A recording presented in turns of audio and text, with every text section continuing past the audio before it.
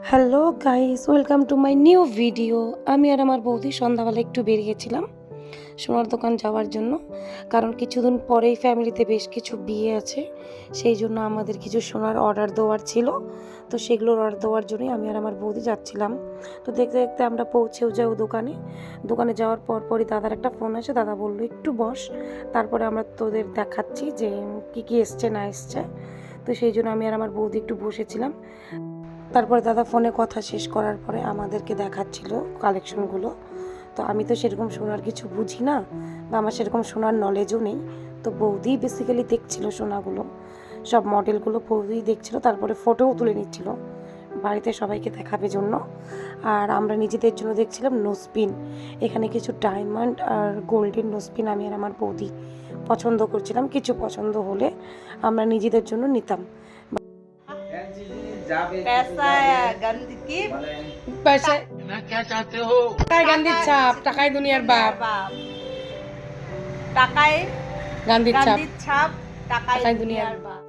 पूरा दुनिया चला रहा है पैसा। কাগজের নোটের কি পাওয়ার। पैसा ही पैसा होगा।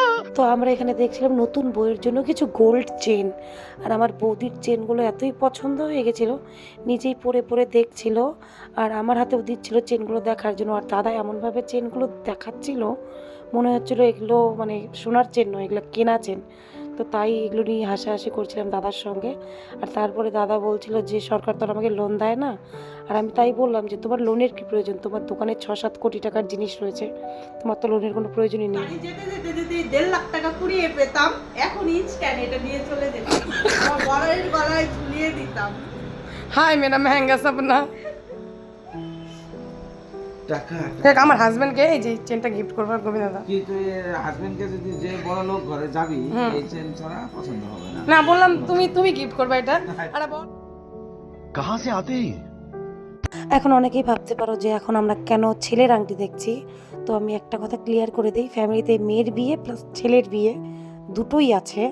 তো সেই জন্য আমরা মেয়েদের জিনিসও দেখছিলাম, ছেলেদের জিনিসও দেখছিলাম। তো সেই জন্যই আমরা ছেলের আংটিটাও দেখছিলাম।